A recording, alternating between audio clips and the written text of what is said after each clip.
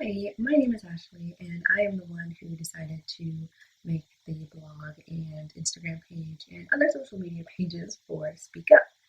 So, Speak Up was my idea of coming up with something where I could explain my experiences as the partner of an addict. This experience I know isn't easy for anyone, and while there's a part of me that kind of wanted to not be so lighthearted, it kind of turned into that way because I know that this can be a very traumatizing experience. It can be a very scary experience. It can be, you know, full of a lot of unknowns and different situations, especially if you have kids involved and just ordinary family experiences, even if you don't have kids or anything like that.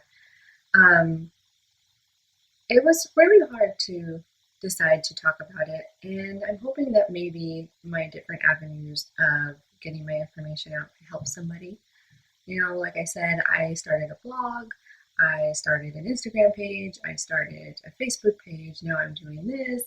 Um, and it's kind of just a way for me to, different have different avenues of information. I want to be able to reach as many people as I can because I know that we all have stories that we need to share, and it's kind of like therapy. Like I won't spend a lot of time talking particularly about, Al-Anon or Nar-Anon. I mean, I do go to those meetings. I am part of that program, but I mean, it's not focused primarily on that. Um, I feel like it's good to just have a lot of different avenues when you're going through something like this because there's no one tried and true method. There are a lot of things that can help, and it kind of just depends on where you are and what you want out of your own recovery. Like I said, I do bring that up sometimes. I do have, self-care books that I'm reading that I post about. I do have my own experiences that I post about. I do talk about, like my social circle, my family, how they've helped in this, and how, I mean, I feel like I can kind of take anything as a lesson or a way to help de stress myself and learn from, my experiences. And so I hope to kind of bring a lot of that to these videos. Um, I see a lot of YouTube videos too that are really focused on like, making sure that the way you present yourself is like flawless. And I mean, to be honest, I kind of put off doing these for a while because I felt the same way.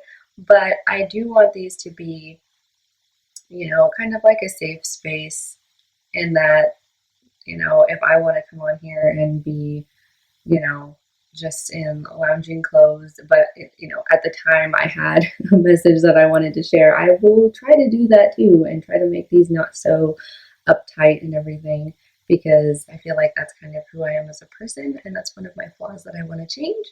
So I want this to be a place where, I can come on here whenever and feel comfortable with myself to be able to do that, to share the information that I have with everyone. But yeah, I mean, it's kind of a work in progress, kind of like my life. So we'll kind of see together how these end up. And I mean, it's kind of like what I've learned in meetings and in program and just in life, like I know that everybody has their own particular story and their own way that they've gone about things and their own experiences. And for me, um, I've kind of, as time has gone on, I've kind of separated myself from them in a way to where, like the lens that I look at them through is a lot different than when it actually happened. But I do know that maybe my story isn't as bad as other people's. Maybe it's not as scary as other people's. Maybe it's not as violent as other people's. I know that, while we do have a lot of stories that we share similarities on, I mean, everybody's story is their own. And I want to take that into account. I mean, yes, I've gone through a lot of experiences that were less than ideal and scary for me at the time, but I mean, I want to be able to acknowledge that everybody's experience is also different in their own way. And I don't want to be, bogged down with a lot of seriousness either. Like, of course, seriousness is needed because this is a serious situation and a serious topic. But I do think, too, that it's important to be a little lighthearted and not take yourself so seriously, because there are a lot of things that we can change. And so, I mean, I remember getting back to my point about something I heard in a meeting. I think it was actually a reading that we had read during a meeting, but it was basically about how there was a newcomer, somebody who was new to the meetings who came in, and they, noticed that while all these people shared the same similarities and that they all knew an addict or, were involved with an addict, they would be sitting around the table, of the meeting, laughing and joking around with each other. And the newcomer was wondering how they could be doing this because, aren't we all involved with an addict? Aren't we all going through scary situations and, things that are very life altering and traumatizing in a way? But that's the thing, is that once you get to a certain point, whether you've been going to meetings a long time or have just evolved in yourself, you will get to a point, and I feel like that's where I am, where, you can look back on things through this different lens and, be okay no matter what's happening. Like people will be laughing and having a good time in their own life, even if their addict is, out living on the street or in jail or, any of these things. Like if they've cut contact, like you would think that all of these experiences would make them to be very sad and very upset. And, we are to an extent, we do go through phases where, our lives are less than ideal or we're handling them in a less than ideal way. But at the end of the day, I've just realized that, we kind of are in charge of a lot of aspects of our life. And there's many reasons to be grateful and happy and, pleased and content with our lives and always striving to do better. So that's kind of what the point of my videos are and my blogs and everything, is that I'm trying to share my story, share how I've tried to overcome it, and hopefully, I'm successful with that. But I just want to share our stories, and I want us to have a place where people like me can talk with each other and get experience and, knowledge from me on what I've gone through, so that maybe it can make somebody's life easier. Because I remember when I was going through all this, like in the actual thick of it, I found podcasts, and I would find a lot of things in the self-help area, but it was really hard to find something that was actually made by somebody like me, somebody in my situation. You can go and find a lot of stuff about the addicts themselves, which even then, a lot of people don't like to share about it. But for people like me, it's tough. I found, I think, maybe one or two podcasts, and I think one of them was Al-Anon, which, I mean, they're sister programs, so they're similar in a lot of the stuff they talk about. But I mean, I feel like we could have a lot more. Like if you wanted to learn how to cook, you could go to Barnes and Noble and find tons and tons and tons of cooking books and different types of cooking books. You can find a cooking book on low calorie or keto or vegan, but for us, I feel like it's really difficult.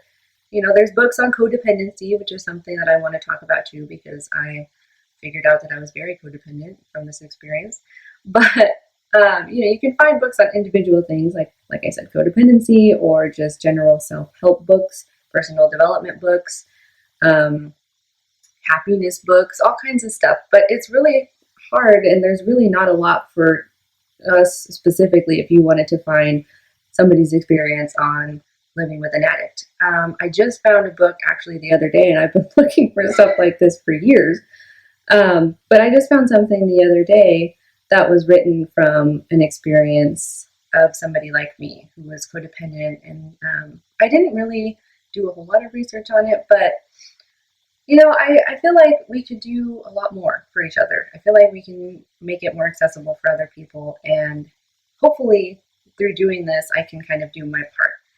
Because I'm sure you know that being an addict is a very taboo subject, and it's also a very taboo subject to be with an addict or to have an addict as a child, because a lot of people have their opinions on it and they think that it is something that you should be ashamed of, you should not talk about, and you should pretty much suffer in silence because it was your decision or you had some kind of impact in it, which you don't. It's not your fault. You didn't cause it. all of the things that they talk about in meetings are true. So yes, just because you have a child that is an addict or a partner as an addict does not mean that you are a failure, and it doesn't mean that your partner or your child is a failure. It is something that a lot of people suffer with, and like I said, I want to do my part to show that it is not something that you should be embarrassed about or ashamed of, or think that you did something wrong, or think that you should not be with this person because society tells you that it's bad or it's a mistake. I think that everybody should make their own decisions. You know, like I've been told that about my relationship. I've been told that it was a mistake. Why couldn't you find somebody who's better? Why couldn't you find somebody who's more stable? But when I met the person, I didn't go out looking for somebody who has an addiction problem. It just happened. I met them. I became friends with them. I learned that they had this issue and we went through it and we worked through it. And now we are in what I would call a pretty normal, stable relationship. And, you know, that wasn't the end goal. It just happened that way. And through our experiences, you know, it just turned out that we wanted to be together, and that should be okay. And I felt really ashamed and embarrassed and had to deal with a lot of negative emotions, more so than I would imagine normal couples go through. And in the end, I learned a lot about myself. And, you know, I wasn't just going to let go of this person because of what other people told me, because in the end, it was my decision. And I'm happy where I am. And I hope that through my videos and blog posts and everything, maybe everybody else that is in my shoes can learn from it and become okay in their own relationship, or decide that, you know, what they're in right now, it doesn't align with what they want or who they want to be. And that's okay. So hopefully these videos will come as a relief to some people. Hopefully it'll help someone maybe at least get in touch with maybe some things that they're not sure about themselves. You know, at least do my part to get my message across to everybody. You know, hopefully we will get a little bit closer to being normalized by society. I don't know. But yeah, so I guess just keep an eye on my channel or whatever this is called, and keep an eye on my blog posts and my Instagram posts, and go on my website and, you know, say your piece. And my phone won't let me do anything because I apparently need to clear out some data or something. So thanks for listening. I'll talk to you guys later, and thanks.